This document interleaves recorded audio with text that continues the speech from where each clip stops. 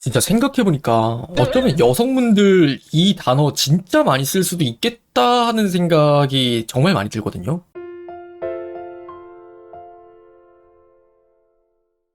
일단 사연부터 말씀을 드리면은 남자친구가 계속 말끝마다 제가 붙이는 어떤 말 때문에 그 말을 제발 고치라고 이야기를 하는데 이걸 제가 고쳐야 될까요? 라고 질문을 해주셨거든요. 근데 저는 이제 그렇게 답변을 드렸어요. 그게 정말 도덕적으로나 도의적으로 혹은 윤리적으로 잘못된 부분이라면 그런 부분을 충분히 고쳐야 되겠지만 그게 아니라면 굳이 고칠 필요가 뭐가 있겠냐. 그래서 일단 그게 뭐냐라고 물어봤었어요. 근데 아니 그러니까 내 말은 아니 나는 그런 뜻으로 말한 게 아니라 하는 식으로 말이 처음 시작할 때 아니라는 말로 시작하는 그 말에 미사여구가 있어요. 이것 자체를 우리가 잘못됐다라고 사실 제가 여러분들께 말씀을 드리는 건 아니에요. 그러니까 여러분들한테 이 아니라는 말이 가져오는 그 나비 효과에 대해서 좀 저는 이야기를 하고 싶어요. 항상 연애를 하다 보면은 우리가 대화를 하고 조금은 갈등이 빚어질 때가 있잖아요. 그러면은 그때 나는 나름 고민을 해서 이 사람한테 내가 어떻게 이야기를 하면 좋을까? 이 사람한테 나름 상처받지 않게 말을 하려면 이 사람 기분에 거슬리지 않게 말을 하려면 내가 어떻게 이야기를 해야 되지? 하면서 저는 이제 나름대로 이제 생각을 많이 하고 되게 진지해져요. 그래서 계속 검토를 하면서 말을 해요. 근데 그 말을 곰곰이 듣다가 아니 그러니까 유신아 내 말은 그런 뜻으로 말한 게 아니라 그러면 이제 순간적으로 나는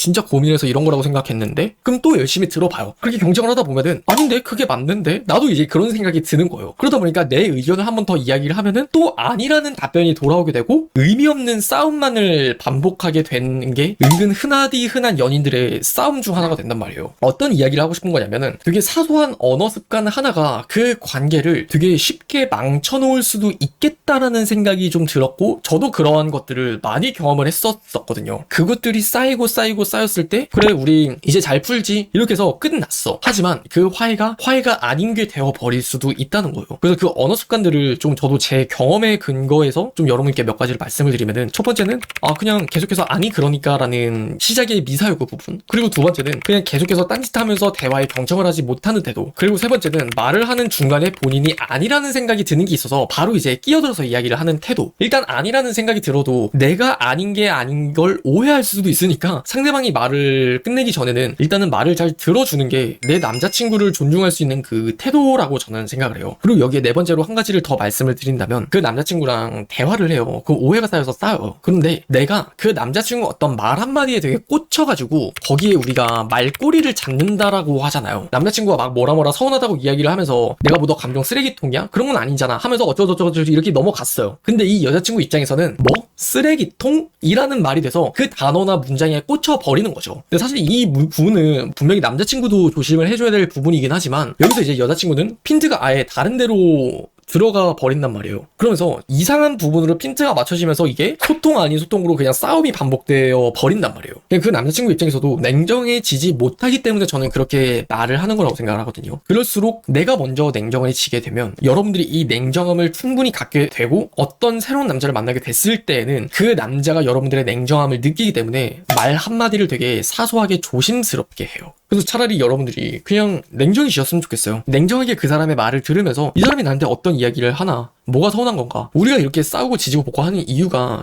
다시 우리가 잘 만나고 싶은 게 크듯이 감정에 휘둘리지 않았으면 좋겠다는 거예요. 그리고 다섯 번째, 너는 어떤데? 네가 먼저 그랬잖아. 네가 먼저 시작했잖아. 너도 똑같아. 너가 그랬잖아. 약간 이런 식의 그 상대방도 똑같다라는 말을 하는 것들. 머릿속은 우리가 다 알죠. 그런 말들 되게 유치한 장난이라는 거. 그런데 우리가 조금만 생각을 해보면 그냥 너나 할 거 없이를 넘어서 그 남자친구가 나한테 자존심 부리지 말라고 했어요. 과연 여러분들이 자존심을 부린다고 느껴서 이야기를 한 걸까요? 저는 10중 8구 아니라고 말씀을 드리고 싶어요. 그냥 여러분이 마음에 안 드는 거예요. 진짜 이게 현실적인 이야기인데 그냥 마음에 안 드는 와중에 내가 어떻게 이야기를 해야 되지? 라는 생각을 하는 와중 그냥 자존심을 부리는 게 마음에 안 들어. 근데 그것도 말꼬리를 잡는 것밖에 되지 않는다는 거예요. 그래서 여러분들이 여기서 말꼬리를 잡으면서 그걸 의미 없는 싸움으로 넘어가는 게 아니라 너나 끊지 마라는 말을 하고 싶은 그 순간에 말을 쉬어버리세요. 한숨을 그냥 차라리 한번 쉬시고 그 다음에 다시 이야기를 하셨으면 좋겠어요. 그러면은 내 남자친구도 본인이 나 되게 감정이 격양돼서 이야기를 했는데 한번 이 여자친구도 참아줬구나. 그냥 내가 괜히 진 듯한 느낌이 든단 말이에요. 그냥 말꼬리를 잡고 계속 늘어지고 말 한마디 못한다고 해서 지는 게 아니라 그런 여유와 템포를 가질 수 있을 때 되려 이기는 거란 말이에요. 그래서 저는 그런 말도 적재적소하게 섞어주는 거, 그게 되려 여러분들이 좀 더 그 다툼에서 유리하게끔 여러분들이 가져갈 수 있는 길 중 하나가 된다라고 같이 생각을 해보셨으면 좋겠어요.